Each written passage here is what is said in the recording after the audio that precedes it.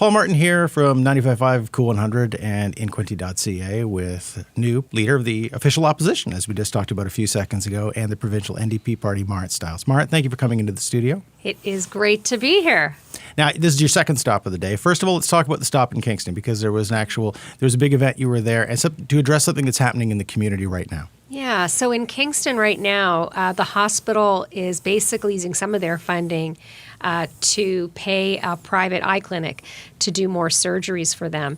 And the Kingston Health Coalition is really concerned about this because it's kind of crossing a line into private for-profit care funded directly by the hospital when there's actually space in the hospitals, opportunities to actually fund directly into the public healthcare system. So there's maybe a slippery slope here that folks in Kingston are sharing their concerns about. I saw an interview about this not too long ago, maybe about a month or 6 weeks when this sort of started coming about. Mm-hmm. And it said that a lot of hospitals believe that if they had extra personnel, extra staff, and especially extra nursing support, they could do it in off hours as opposed to going to more of a private healthcare model. Is that the case? And is that what the preferred solution would be here as opposed to what's being proposed right now? Absolutely. Yeah. I mean, this is what we've been saying all along, is that the government is taking a different path generally than really makes the most sense. If they wanted to address the crisis in healthcare right now, the backlog, the answers are in increasing staffing in our public healthcare system. So we are short a lot of nurses, and everybody who's had any interaction in the healthcare system in the last little while for sure knows this. We're losing nurses and other healthcare workers every day at an incredibly fast rate because the government is suppressing their wages, right? They're freezing their wages. They're going to court to keep their wages down, and they're overwhelmed and overworked. So if the government wanted to right now, they could actually spend healthcare money that they already have, that they're already sitting on, increase those wages and attract those healthcare workers back, and we could actually dust off the operating rooms and have these surgeries and procedures performed right now. A report that just came out last week from the Accountability Office, though, said that over the next 5 years, we're going to be short about 33,000 nurses to the tunes of billions of dollars of underfunding. That's right. So, I mean, the point you made is germane, that they're not spending all the money that they have right now that they could, but the targets that they've set, according to the Accountability Office, aren't even close to what they would need to keep up with demand. How big an issue is that? Yeah, absolutely. So we've got a government that is both not spending the money that they said they're supposed to be spending right now. So they're already sitting on, squirreling away dollars that they were supposed to spend on healthcare in the last year. They haven't spent billions. And then you've got a new report coming out saying, well, they have all these plans, but to meet those plans, they're going to have to spend another $21 billion up and above what they actually are already planning. So if they just continue along in this road, we are looking at a shortage of about 33,000 nurses. And, as I said, we're already facing a crisis. So what that looks like is this crisis gets worse, not better. What is the real danger for private healthcare? We hear this all the time, the duality of private versus public healthcare and resources. If you start establishing the private healthcare, even to take care of the backlog, is there a drain on the public system, and how bad a drain would that be? Mm-hmm. Yeah, so one of the things that I'm most worried about with this government's plan to create these for-profit clinics out there is that they're going to be able to pay those healthcare workers more. They're going to be able to offer them more flexible hours, and that's they're going to drain all of those existing workers out of the system. So that means healthcare dollars too, following those workers. It means that people who have more complicated issues, complex problems in our hospitals won't be getting the care they need.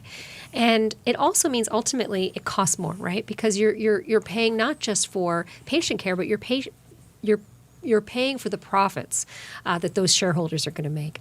It's an investor-driven model and not a patient-driven model. So what would the NDP do differently? So now what's the message you're trying to get out about the preferred way of doing it that wouldn't need to use private healthcare to be able to close that gap? Well, look, I mean, there's no question that our system's in crisis, right? I happen to believe that government after government have kind of created this crisis, right? They've chipped away at it. They haven't properly funded healthcare. They haven't taken care of our healthcare system. So we're in this situation now. And so we do need to take some serious action, and we do need innovation, right? So we need to look at using our operating rooms 24/7. And that means paying those staff to be able to do those extra hours. But again, the difference between me and the Ford government is the Ford Conservatives want to put those dollars into private for-profit clinics. They want it. They're making sure that basically some of those dollars go to investors instead of directly into healthcare. So I see innovation opportunities in our public system. And I think it's the best way to go. It's definitely the most efficient way to go. It's probably going to save us more money in the end for sure. And it means that every dollar goes to patient care and not profit. You mentioned as well the capping the salaries of nurses. Nursing morale and healthcare, professional morale as a whole is quite low. Oh, wow. They've been the last 3 years now, just past the anniversary of the beginning of the pandemic. Conflict between public and private healthcare, and they seem to be getting pulled in multiple directions. What can we do to try to encourage more people even to consider a role in healthcare, and where are we going to find these 33,000 nurses if right now the nurses who are there don't want to be there? Well, I mean, and this is where the government really has to act quickly, right? Because we are losing nurses every day.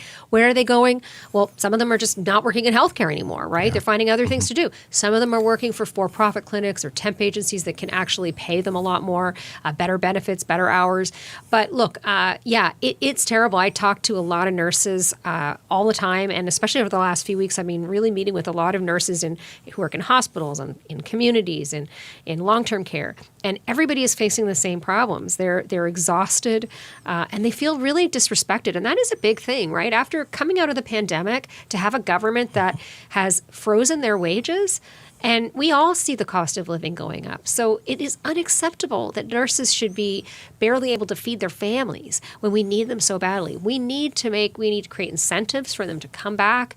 That means paying them a decent wage. It means making sure they have great benefits, maybe offering them better shifts, other shifts.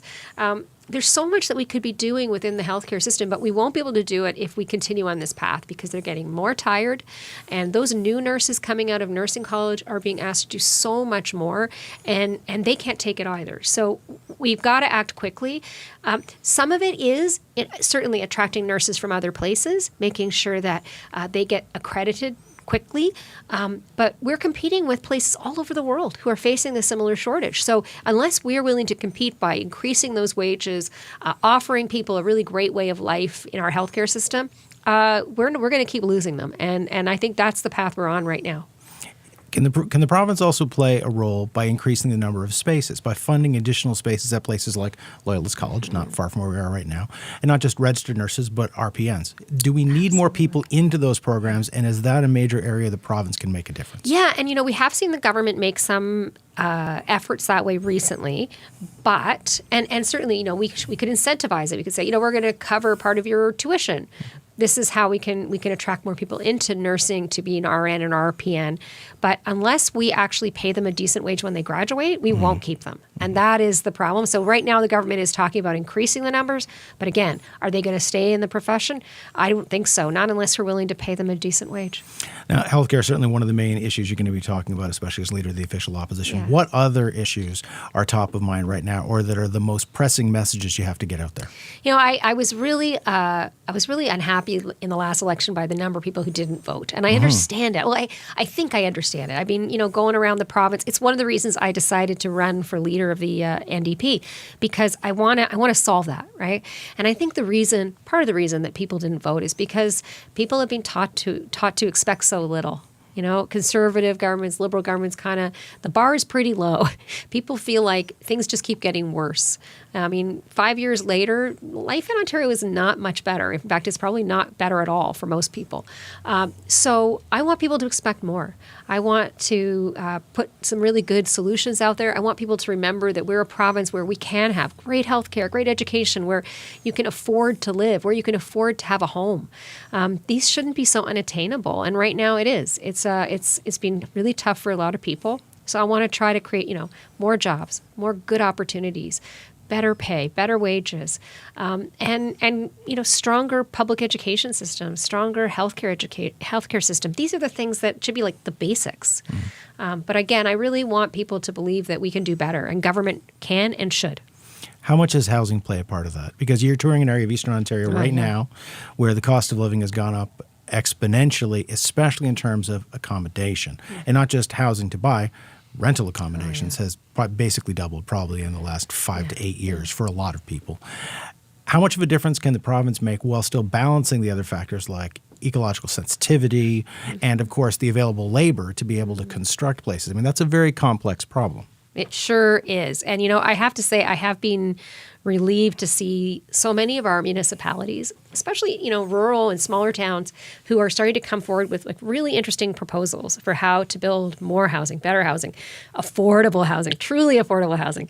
The government is heading down a completely different path. They're talking about creating housing, but what they're doing is, basically selling off greenbelt land, agricultural land, prime agricultural land, ecologically sensitive land, and saying, oh, this is about building housing. It's not about building housing. It's about building big, expensive urban sprawl. And what we really need to see is more density.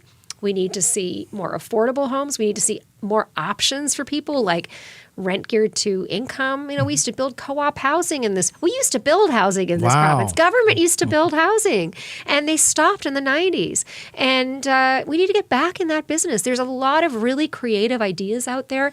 And in fact, I'm hearing as well, recently we just saw a report come out that shows that right now there's about over 1 million units of housing in the pipeline ready to go if they're approved.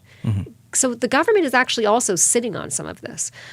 We could be doing a lot more. We need to be innovative, and we need to get moving fast. And you're absolutely right. The labor shortage is going to be a problem in that, because the longer we wait, too, it's going to become more and more expensive. Lastly, talk about the transition. I mean, this is a tour to sort of address healthcare. One of your first chances to sort of get in front of a lot of people in these individual ridings, especially here in Eastern Ontario. What's it been like taking over a job as leader of the official opposition and provincial leader of the NDP party?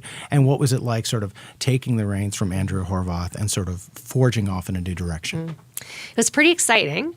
No question. And, I get to sit across the aisle from Doug Ford every day and ask him questions. He doesn't necessarily answer our questions, but we get to ask him. And I feel like I will tell you, I feel like every day when I stand up in the legislature and ask those questions, I'm asking them for the people of Ontario, right? Like I get to do what a lot of people out there wish they could do, which is ask this government what they're doing. What's their plan? I get to ask that. And so that's the most interesting and fun part of it. But, what I love about doing this is you get to listen to a lot of people. You get to meet a lot of people, listen to a lot of people, learn so many things. And, I think that's where the best leadership comes from, right? Is taking the time to actually listen to Ontarians, because we have the solutions, right? I'm not an engineer, I'm not a contractor. I need to listen to people and learn from them about what the solutions are. How do we go about trying to increase voter turnout for the next election? You mentioned that before. 43% of turnout, lowest in the history of the province of Ontario. Just over 4 in 10 people went out to vote for the people who make decisions on education, healthcare, housing, transportation, more. How do we get that number back up? The election before, it was 14 points higher. Yeah. So how do we get people involved and interested in the business of government and in the business of voting?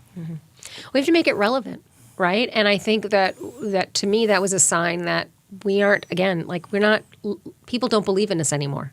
They've kind of lost hope in what government and politicians can achieve. So it's up to people like me to show that government can make a difference, that they can make different kinds of decisions that actually have a positive impact on your life. But we got to get moving on it. So that's part of it. And then I guess the other part is actually, just making sure people are aware.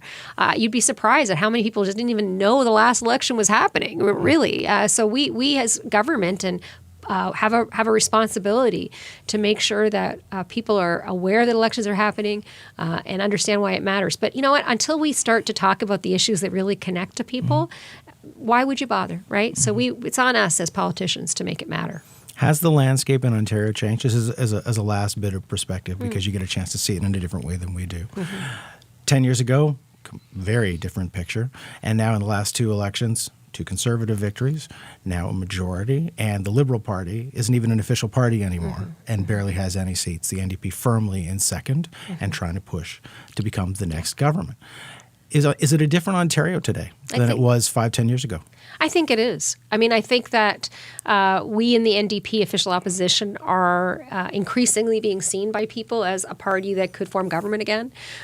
We have a really strong team, and we have a great opportunity here to put forward a really exciting proposal for people, and I think people are open to it. The Liberals definitely have a lot of soul searching to do, right? I'm not really sure where they're headed, but the NDP is in a really strong place. And we are good at opposition, right? We are very good at that. We are good at holding governments to account. But our challenge now is to remind people that we can make good government too. And we have in BC, in Alberta, in Saskatchewan, right? We've been government in many other places many more times. We can be very fiscally responsible. We are the party of working people. But we can also have big vision, right? And we can create more jobs and opportunities in this province. Well, thank you for taking the time to talk to us today, Martha Stiles, leader of the official opposition and provincial NDP leader, and I wish you luck. Thank you so much.